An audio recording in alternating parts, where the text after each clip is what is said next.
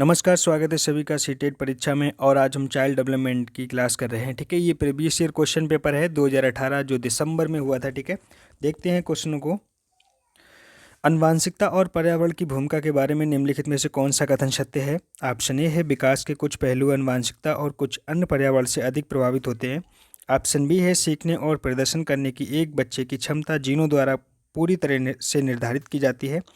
Option C है अच्छी देखभाल और पौष्टिक आहार बच्चे के किसी भी जन्मजात विकास को दूर कर सकता है। और ऑप्शन डी है पर्यावरण केवल बच्चे के भाषा विकास में महत्वपूर्ण भूमिका निभाता है।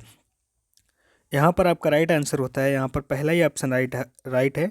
विकास के कुछ पहलू आनुवांशिकता और कुछ अन्य पर्यावरण से अधिक प्रभावित होते हैं। अगला क्वेश्चन देखते हैं। निम्नलिखित में से कौन सा कथन पियाजे के सिद्धांत के अनुसार कहा नहीं जा सकता? ऑप्शन ए है विकास गुणात्मक चरणों में होता है। और ऑप्शन बी है बच्चे अपनी दुनिया के बारे में ज्ञान का निर्माण और उपयोग करते हैं। ऑप्शन सी है निरंतर अभ्यास से अधिगम होता है। और ऑप्शन डी है बच्चे अपने पर्यावरण पर क्रिया करते हैं।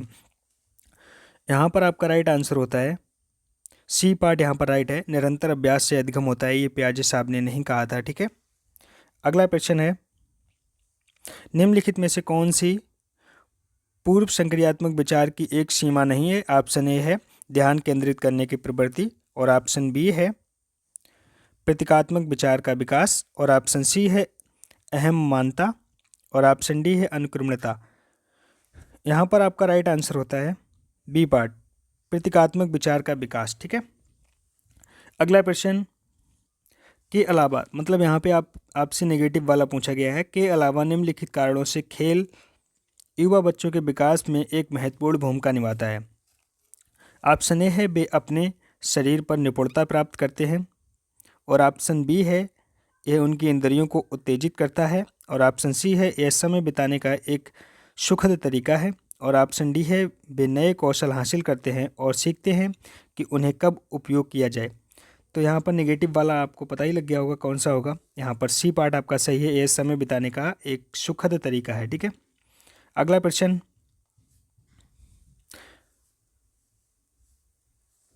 निम्नलिखित में से कौन सा प्रश्न बच्चों को गंभीर रूप से सोचने के लिए आमंत्रित करता है? ठीक है, ऑप्शन ए है क्या आप इसका उत्तर जानते हैं। ऑप्शन बी है सही जवाब क्या है। और ऑप्शन सी है क्या आप इसी तरह की स्थिति के बारे में सोच सकते हैं। और ऑप्शन डी है विभिन्न तरीकों से हम इसे कैसे हल कर सकते हैं।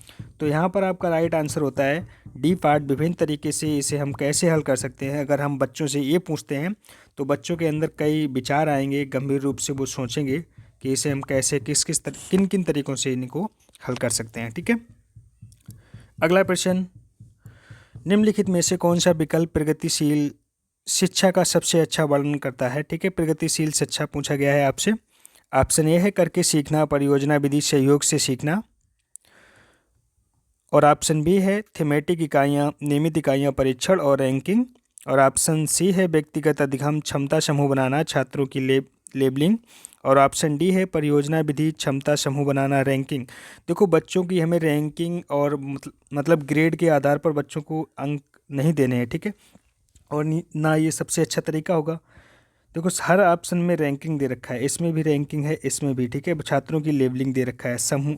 ठीक है, क्षमता के समूह बनाना। ठीक है, तो ये चीज़ें नहीं करेंगे हम लोग। क्या करेंगे? पहला ऑप्शन सही होता है करके सीखना, परियोजना विधि से सीखेंगे और सहयोग से सीखेंगे। अगर ये काम करते हैं ना तो प्रगतिशील शिक्षा का सबसे अच्छा उदाहरण यही है। ठीक है, अगला प्रश्न प्रगतिशील शिक्षा के बारे में निम्नलिखित में से कौन सा कथन बताता है कि शिक्षा स्वयं ही जीवन है?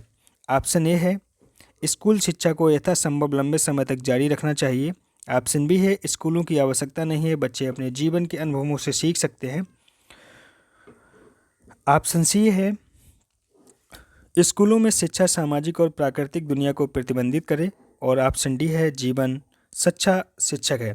यहाँ पर आपका राइट आंसर होता है सी पार्ट, यहाँ पर राइट है। स्कूलों में शिक्षा सामाजिक और प्राकृतिक दुनिया को प्रतिबंधित करे। ठीक है, अगला प्रश्न है कोहलबर्ग के सिद्धांत के योगदान के रूप में निम्नलिखित में से किसे माना जा सकता है? ऑप्शन ए है उनके सिद्धांत के ने संज्ञानात्मक परिपक्वता और नैतिक परिपक्वता के बीच का एक सहयोग का समर्थन किया है। ऑप्शन बी है इस सिद्धांत में विस्तृत परीक्षण प्रक्रियाएं हैं। ऑप्शन सी है, यह नैतिक तर्क और कार्रवाई के बीच एक स्पष्ट संबंध स्थापित करता है। और ऑप्शन डी है, उनका विश्वास है कि बच्चे नैतिक दार्शनिक हैं। यहाँ पर आपका राइट आंसर होता है पहला ही ऑप्शन राइट है, उनके सिद्धांत ने संज्ञानात्मक परिपक्वता और नैतिक परिपक्वता के बीच एक सहयोग का समर्थन किया है। ठीक है, अगला प्रश्न, निकटवर्ती विकास का क्षेत्र संदर्भित करता है। ऑप्शन ए है, उस चरण को जब अधिगम विकास संभव है। ऑप्शन बी है, उस विकासात्मक चरण को जब बच्चा सीखने की पूरी जिम्मेदारी लेता है। ऑप्शन सी है, एक संदर्भ को जिसमें बच्चे सहयोग के सही स्तर के साथ कोई कार्य लगभग स्वयं कर सकते हैं। और ऑप्शन डी है, उस सीखने के बिंदु को जब सहयोग वापस लिया जा सकता है। यहाँ पर आपका राइट आंसर होता है, यहाँ पर आपका सी पार्ट राइट है, एक संदर्भ को जिसमें बच्चे सहयोग के सही उत्तर के साथ कोई कार्य लगभग स्वयं कर सकें। ठीक है, अगला प्रश्न है, एक उभयलिंगी व्यक्ति है। ऑप्शन ए है, स्त्री लक्षणों वाले पुरुष को संदर्भित करता है। और ऑप्शन बी है, में आमतौर पर माने गए मर्दाना और स्त्री गुणों का समायोजन होता है। ऑप्शन सी है, में दृढ़ और अहंकारी होने की आदत है। और ऑप्शन डी है, समाज में प्रचलित रूढ़िबद्धि लिंग भूमिकाओं का पालन करता है। यहाँ पर आपका राइट आंसर होता है बी पार्ट, में आमतौर पर माने गए मर्दाना और स्त्री गुणों का समायोजन होता है। ठीक है, उसे उभयलिंग कहते हैं। अगला प्रश्न है, बच्चों को छोड़कर अन्य सभी के द्वारा लिंग भूमिकाएं ग्रहण करते हैं। ऑप्शन ए है मीडिया, ऑप्शन बी है समाजीकरण, और ऑप्शन सी है संस्कृति, और ऑप्शन डी है ट्यूशन। यहाँ पर आपका राइट आंसर होगा ट्यूशन। बच्चे ट्यूशन को छोड़कर सभी के द्वारा क्या करते हैं, लिंग भूमिकाएं ग्रहण करते हैं, मीडिया के द्वारा, सामाजिक के द्वारा और संस्कृति के द्वारा। यहाँ पर डी ऑप्शन राइट होता है। ठीक है, अगला प्रश्न,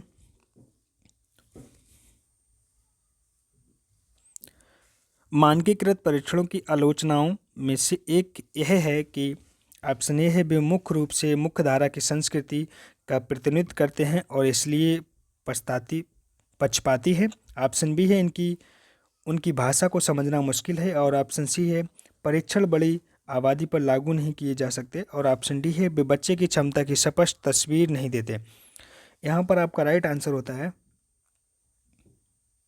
यहाँ पर ए पार्ट राइट है, वे मुख्य रूप से मुख्य धारा की संस्कृति का प्रतिनिधित्व करते हैं और इसलिए पक्षपाती है। अगला प्रश्न है, एकाधिक बुद्धिमानी का सिद्धांत कहता है कि ऑप्शन ए है, बुद्धि तेजी से बढ़ाई जा सकती है। ऑप्शन बी है, बुद्धि कई प्रकार की हो सकती है।